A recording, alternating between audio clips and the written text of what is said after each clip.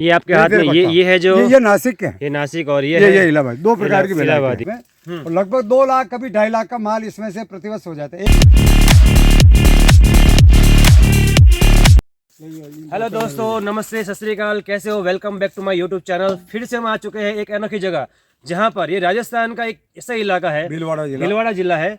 और वहां पर हमें ये अंकल मिल गए थे, उनसे थोड़ी बातचीत की। उनसे बात करने के बाद में दिल में ऐसा ख्याल आया कि उनसे बात करने के बाद में आपके पास भी ये नॉलेज पहुंचाए कि इंसान चाहे तो कब कहाँ से कुछ शुरुआत कर सकता है। इनके पास लॉट ऑफ स्कोप था, पढ़ाने का, लेक्चर का काम किया, फिर भी उन्होंने सोचा कि मैं क्या कुछ कर सकता हूँ, तो उन्होंने स्टार्ट किया। बोलिए, आपने क्या किया है?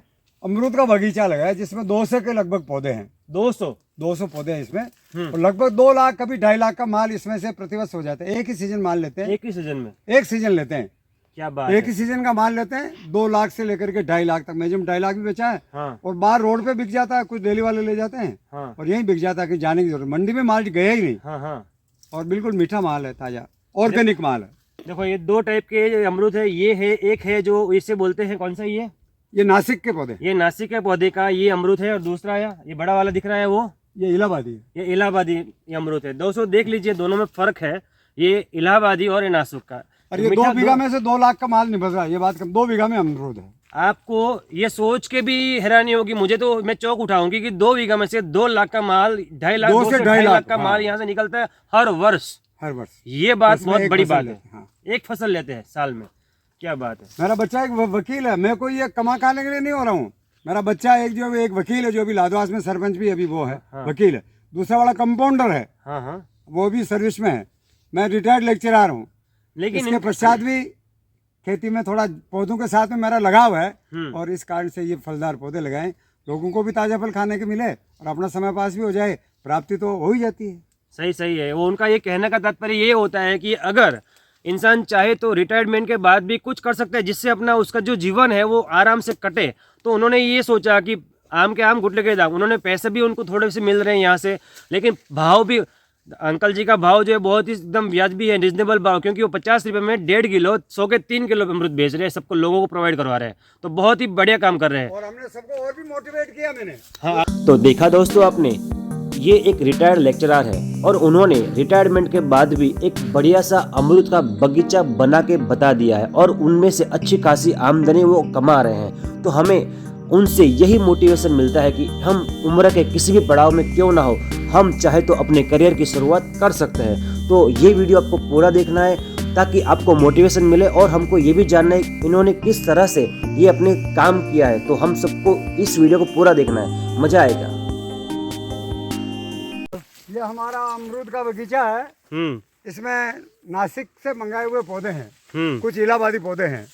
इलाहाबादी माल बड़ा होता है, पकने में अधिक समय लगता है। नासिक के पौधे में भी अधिक मिठास रहती है।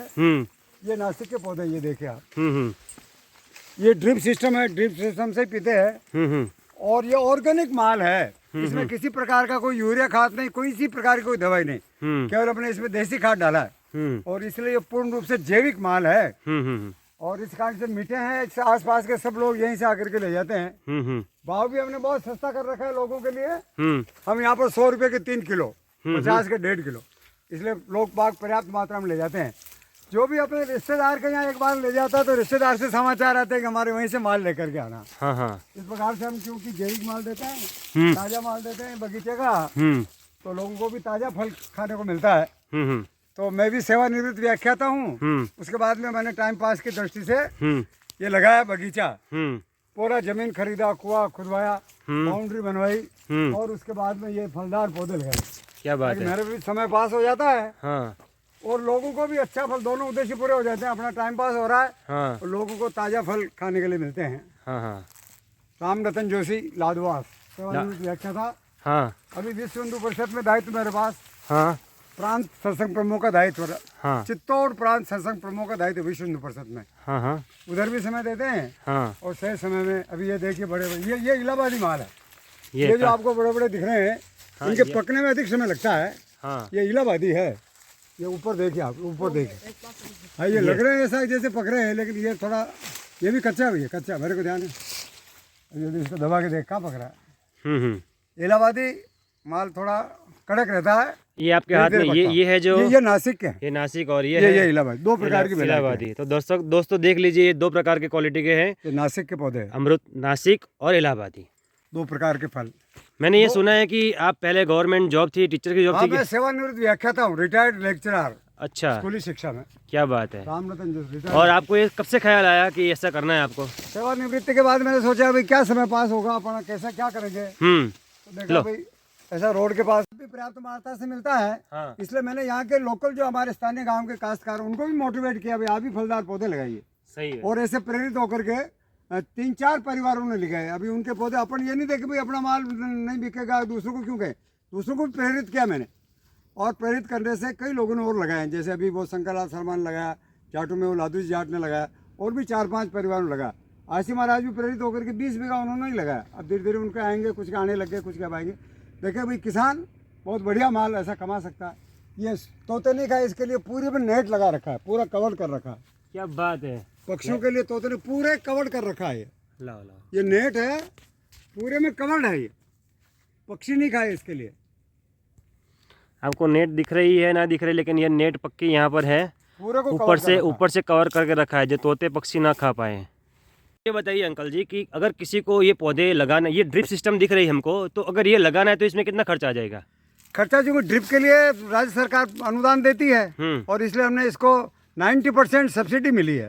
10% में लगभग 10,000 के अंदर ये सारा ये सिस्टम पाइपलाइन डल करके, और ये ड्रिप लग गई। केवल 10,000 में? 10,000 में सारा ये सिस्टम लग 2 बीघा जमीन में? 2 बीघा जमीन में। क्या बात है। 10,000 ही लगे। और एक पौधे की कीमत उसमें 12 रुपए प्रति नग से हिसाब से पौधे आए थे। बस 12 रुपए एक पौधा? 12 रुपया का एक पौधा आया था 10 वर्ष पहले। 10 वर्ष पहले, ठीक है ठीक है। अब हो सकता है इसकी कीमत 20 हो गई हो। हाँ हाँ हाँ, कोई बात नहीं। 10 वर्ष पहले आपने केवल 12 रुपये में खरीदा था। हाँ। सही बात है।